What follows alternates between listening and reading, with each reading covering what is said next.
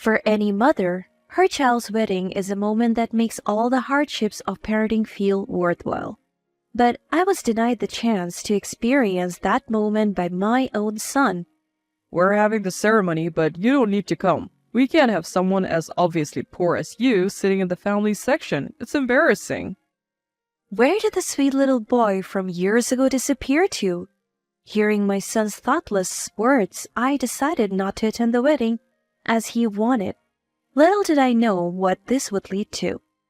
My name is Alithia, and I'm 55 years old this year. My husband passed away 10 years ago, and since then, I have been raising our son Roswell all by myself. Being a single mom, I didn't want Roswell to ever feel disadvantaged. I vowed to ensure Roswell's happiness, dedicating all my time and effort to him. While juggling housework and a part-time job to make ends meet, I managed to put Roswell through college. Perhaps because he saw my struggles up close. Roswell grew up to be a kind boy who would help with chores when I was busy. Mom, thank you for letting me go to college. Hearing these words from Roswell made all my hardships disappear.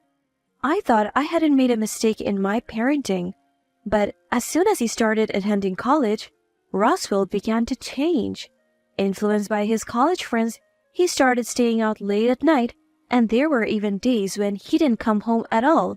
And that wasn't all. When he ran out of money for his outings, he started demanding money from me. When I voiced my concern and refused, he snapped back with insults I had never heard before, calling me a useless old hag. Roswell had changed completely.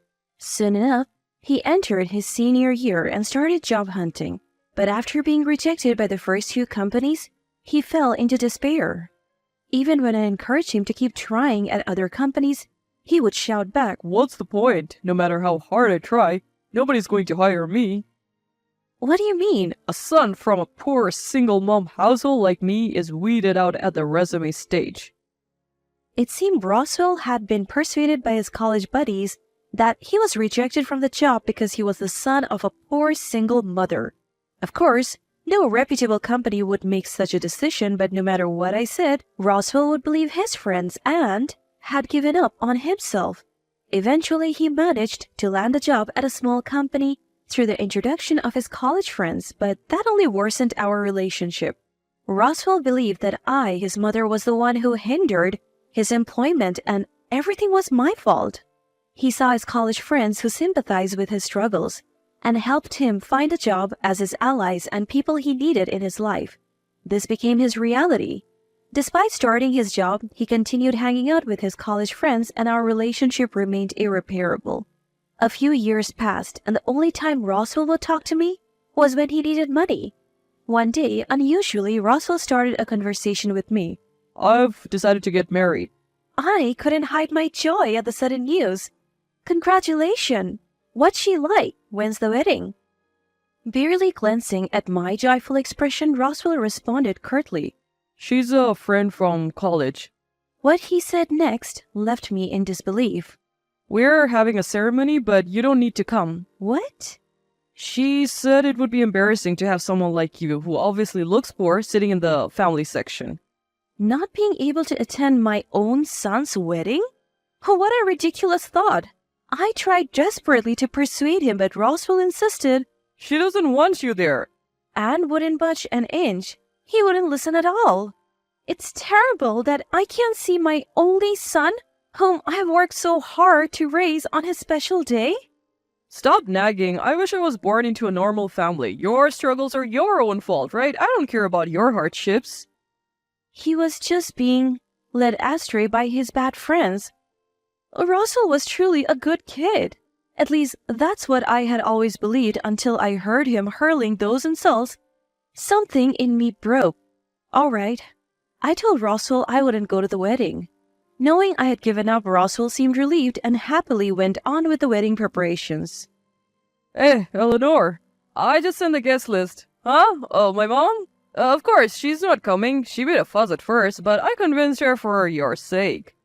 Even hearing Roswell report this to his bride over the phone, I felt nothing anymore. The boy was no longer the Roswell I knew. I had accepted that. When the day of Roswell's wedding arrived, I spent it like any other, just sending a congratulatory message. It was then that Roswell called me. Mom, you need to come now. What? What are you talking about? You're the one who told me not to come. The situation has changed. Apparently, Roswell and his bride had told the guests that I, his mother, had passed away just like his father. And then they received my message. The moment it was read out loud, the venue must have erupted in confusion. After all, they had received a message from a mother who was supposed to be dead. Just like that, Roswell's lie was exposed. People in attendance told him it was unthinkable not to invite one's real mother to a wedding. I was told the situation wouldn't settle down unless I went. Mom, we need you there. I know it's a lot to ask, but if you still see me as your son, would you come and see me at my wedding? Roswell's words humbled at the end, stirring something in me. I thought this might be my last duty as a mother, so I decided to honor Roswell's request. When I arrived at the entrance of the venue, Roswell, who had come to pick me up, ran towards me. Mom, you came. Thank you. It felt like a long time since I had heard Roswell's sincere voice. While Roswell seemed genuinely apologetic, his fiancée, Eleanor, looked displeased. Why did you send that message? Was it harassment? We had neatly squared away that my mother-in-law was dead, but you've ruined it. Eleanor seemed to believe that I was to blame for everything that had gone wrong. I was disappointed in Roswell's choice for a spouse, reflecting on his poor judgment. Easy, Eleanor. We were wrong to lie in the first place. Everyone at the ceremony should be satisfied now. Let's just get going. So now, even you, Roswell, are saying that my plan was wrong? If your mother hadn't sent out that message, nobody would have doubted that she was dead. Mother-in-law, please don't say anything unnecessary. Any embarrassing stories about hardships or poverty reflect poorly on me and Roswell. We invited you to the wedding reluctantly. But don't think this means we'll have a parent-child relationship from now on. After the wedding, please stay out of me and Roswell's life. Understand? Eleanor. I was curious about what Roswell seemed to want to say, but I had been prepared to cut ties with him since the moment he verbally attacked me. Just like Eleanor said, I attended the ceremony with the mindset that this would be the last time I would see Roswell and Eleanor. Understood. I promise. Eleanor seemed relieved at my words and deliberately hooked her arm through mine to enter the venue. I'll play the part of the loving mother for now. Keep this as a good memory and live lonely from tomorrow, okay? As I entered the venue with Eleanor, the attendees immediately rushed over to us. Everyone, sorry to keep you waiting. Mother-in-law was shy and wouldn't come, so we had to go and fetch her. Ignoring the smug Eleanor, the attendees started to talk to me one after another. Alethea, I knew it was you. So glad to see you here. We really owe you one from this. When you have some free time, please help us again. Eleanor, who had been ignored, and Roswell, who was watching next to her, were at a loss, not understanding what was happening. Though a bit surprised, I responded to everyone's words. I never thought I'd have the chance to meet all of you at my son's wedding, I said. The guests at the ceremony were all senior executives from Eleanor's company, all of whom I have worked with in the past. Up until now, I hadn't told Roswell much about my work. Before retiring upon his marriage, I worked in the secretarial office of a well-known company. Due to my experience as a secretary there when my husband passed away and I was looking for part-time work, an executive from a major company that I had previously worked with asked me if I could work as a secretary again. I was offered a full-time contract, but I wanted to prioritize being Roswell's mother, so I requested a part-time contract in case anything happened to Roswell. Thanks to the flexible hours, I was able to juggle multiple jobs at different companies, which was convenient for me. A secretary who can grasp all the tasks like Alethea is hard to come by. Having Alethea's support made our work so much easier. Roswell and Eleanor looked at the executives praising me with wide-eyed wonder. Mom, you're such an amazing person. Roswell murmured, looking at me with admiration. If Alethea's son is anything like her, he would be a great addition to our company. That's the son Alethea prioritized over work, and he had chosen Eleanor as his partner? We should give a pat on the back to whoever hired Eleanor. The conversation started turning towards Roswell and Eleanor. Eleanor? You applied to be assigned to the secretarial office, right? Even if it was before your marriage, did you greet Alethea? If you had observed Alethea closely, there must have been many things to learn, right? Yes, of course. My mother-in-law is wonderful, and I always admire her. Eleanor said, trying to get close to me. I gently pushed Eleanor away and told her, "But our mother-son relationship ends today." "What do you mean?" the executives asked with puzzled expressions. Oh, what are you saying, mother-in-law? Just what you told me earlier. I played back the recording I had secretly made of Eleanor's comments before entering the venue. You're saying my plan went wrong? If you hadn't sent that message, no one would have suspected that you were dead, Mom. I'm telling you, mother-in-law, don't say anything unnecessary. Roswell and I are the ones who feel embarrassed when you tell your hard luck or poverty stories. We invited you to the wedding reluctantly. Don't expect us to build a parent-child relationship from now on. After the wedding, don't interfere with Roswell and me, understand? We'll pretend to be a happy family just for today. With your last good memories, you can live alone from tomorrow. The executives were speechless after hearing Eleanor's comments. So, this is Eleanor's true nature. That's terrible. So Eleanor was the one who planned to pretend Alethea was dead?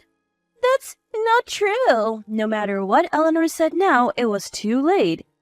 "I don't want you to call yourself an employee of our company, let alone work in the secretarial office." I agree. Eleanor's parents rushed over as they heard the unusual commotion. Eleanor! The executive started laying into Eleanor's parents this time. "What kind of values have you been teaching your daughter? Did you know she would go as far as lying about the death of the very parents she owes so much to avoid inviting them?" Eleanor's parents, who also have a professional relationship with the executive, swiftly threw Eleanor under the bus. This was all our daughter's doing? We are victims too. We have had enough of her causing us trouble. We have been thinking about cutting ties with her after this wedding. Eleanor was taken aback by her parents' sudden announcement. Dad, you're abandoning me? After seeing how you treated Roswell's mother, it's clear you lack any gratitude towards your parents. We don't remember raising such a daughter. It seemed Eleanor's parents were adamant. Eleanor was desperate to find a way out of this predicament. I did nothing wrong. Roswell told me to do everything. She ended up blaming everything on Roswell, which was the worst possible outcome. The decision to not invite me to the ceremony was initially made by Eleanor, not Roswell. Knowing this, I impulsively tried to defend Roswell, but he gently stopped me. It's my responsibility. Roswell? Mom, it's okay. I should know better than anyone how hard you've worked. Yet I agreed not to invite you. That's a fact. I share the blame. His words conveyed sincerity. Perhaps the executives felt the same way as I did. Roswell, what you did indeed disrespects your mother's sacrifices, but you're regretting it now, aren't you? Encouraged by one of the executives, Roswell spoke hesitantly. Yes, I can't erase the harsh words I said to my mother or what I've done. But from now on, I won't forget this regret and I want to make it up to her. The executives nodded slowly after hearing Roswell's words. People make mistakes, but if they are acknowledged, they can start over. But Eleanor has only tried to dodge responsibility till the very end. She shows no signs of remorse. There's no room for growth that way. No. Upon hearing the executive's words, Eleanor went pale. Let's give Eleanor a chance to grow. We'll transfer you to a different department. What? Wait, are you sending me to the secretarial office? Eleanor, who briefly lit up with hope, hung her head at the executive's next words. Of course not. You'll be transferred to a branch on a remote island. A remote island? Working in nature, away from the city. You'll probably learn to appreciate people by experiencing the warmth of the islanders. That's ridiculous. Working on a remote island might sound nice, but in reality, it's nothing more than a demotion. Upon hearing of the transfer, Eleanor's parents turned to Roswell. Roswell, would you consider breaking up with our daughter? At this rate, she might run away from the island and insist on being a housewife. We don't want her to cause you any more trouble until she grows as a person. Roswell, too, I reckon, had his doubts about continuing his marriage with Eleanor. When her parents proposed divorce, he made up his mind. Eleanor, of course, was vehemently opposed, but with the backing of both parents and board members, she finally, albeit reluctantly, signed the divorce papers. Divorced from Roswell and ousted from her home, Eleanor took up a job on a remote island. However, after just a month, she couldn't take it anymore and abandoned her work to flee back home. Now jobless, Eleanor had to take up multiple part-time gigs just to pay the bills, wearing herself thin in the process. Meanwhile, Roswell, through a connection he made at the wedding, managed to land a job at a major corporation. Meeting many new people in this new environment, he started to see how naive and selfish his old university friends had been. So he cut ties with them and returned home. Nowadays, he's back to his old self, caring for me as he used to. Even more so, we're living a tranquil life, just the two of us.